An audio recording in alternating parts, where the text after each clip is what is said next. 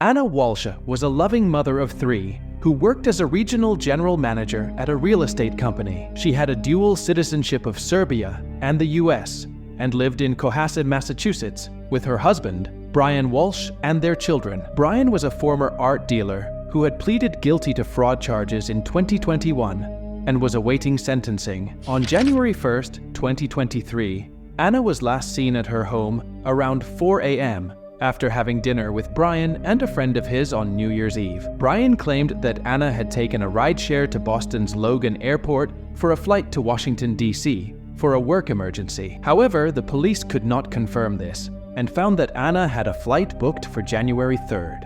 On January 4th, both Anna's employer and Brian reported her missing to the police. The police searched the Walsh's home and found blood and a damaged blood-stained knife in the basement. They also discovered that Brian had spent $450 on cleaning supplies, mops, tape, and other items on January 2nd. They also found a hacksaw, bloody towels, and a receipt for a storage unit in the trunk of Brian's car. On January 8th, the police arrested Brian and charged him with misleading a police investigation. On January 18th, they upgraded the charges to first-degree murder and improper conveyance of a human body, alleging that Brian had beaten Anna to death, dismembered her body, and disposed of it. Brian pleaded not guilty to the charges. Anna's body has not been found, and the police are still looking for clues and evidence.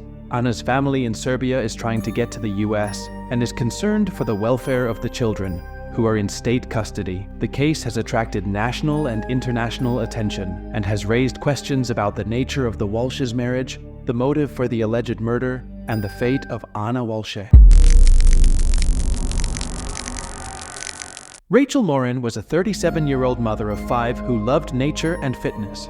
She lived in Bel Air, Maryland, with her children. On August 5th, 2023, she went for a walk on the Ma and Pa Trail, a popular hiking spot in Harford County. She never returned home. The next day, her body was found in a drainage culvert near the trail, brutally beaten and stabbed. The police launched a massive investigation, but the killer left behind few clues. The only evidence was some genetic material recovered from the crime scene, which was entered into a national database. 6 months later, the police announced a breakthrough. They had linked the DNA from the Morin case to another unsolved crime in Los Angeles, California. In March 2023, a shirtless man had invaded a home and attacked several people, including a child, before fleeing. He was captured on a Ring camera, carrying his clothes in his arms. He also left behind a hat with his DNA on it. The police released a sketch of the suspect, based on the video and the statements of the victims and witnesses. They also revealed new details about the Morin case, such as the location and manner of her death, and the possibility that the suspect was familiar with her routine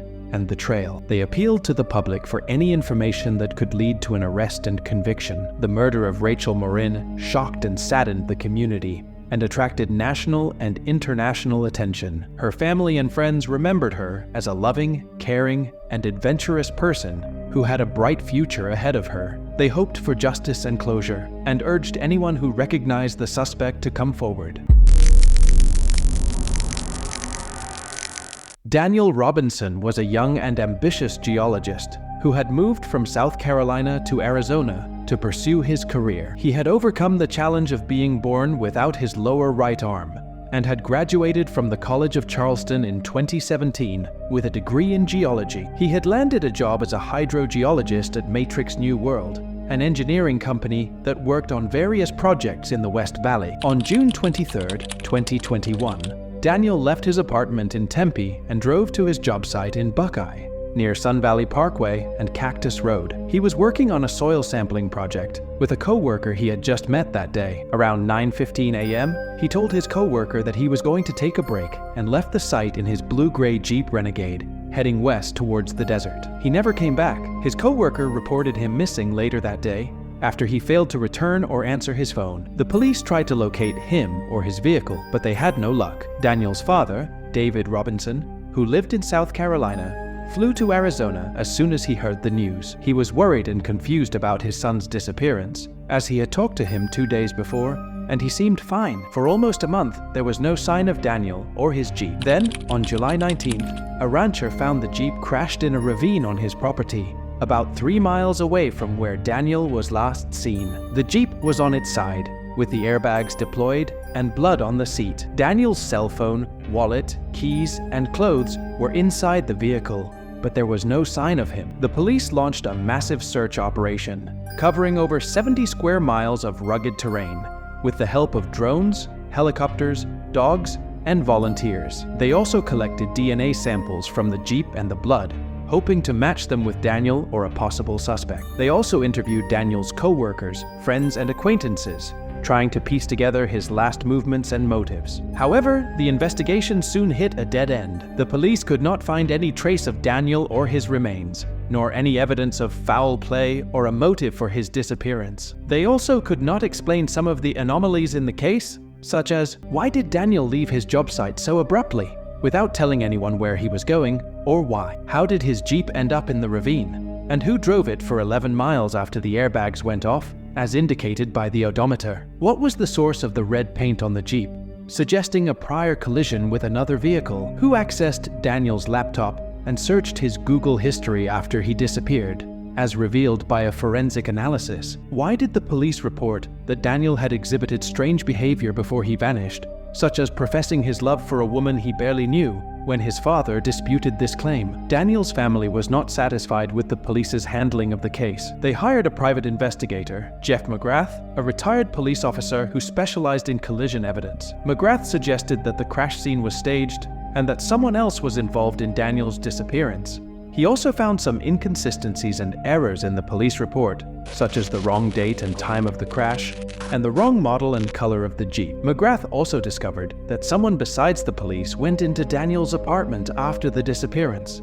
This person not only ransacked Daniel's closet, but also gained access to his laptop. McGrath found that someone had searched Daniel's Google history, deleted some files, and visited some websites related to missing persons and survival skills. McGrath also interviewed the rancher who found the Jeep, who said that he had been in the ravine on July 17th, looking for his cattle, and did not see the Jeep there. He came back on July 23rd and reported the vehicle. This contradicted the police's claim that the Jeep had been there for 30 days. McGrath also noticed that there was red paint on the Jeep, which matched the color of a vehicle that had been involved in a home invasion in Los Angeles, California, in March 2021. In that incident, a shirtless man had attacked several people, including a child, before fleeing. He was captured on a ring camera, carrying his clothes in his arms. He also left behind a hat with his DNA on it. McGrath contacted the Los Angeles Police Department and learned that the DNA from the hat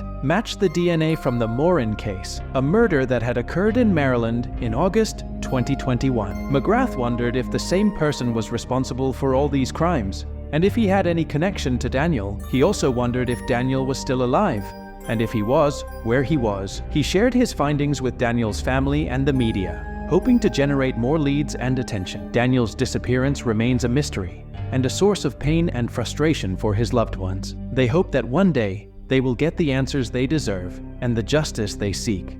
They have not given up on finding him, and they believe that someone out there knows something.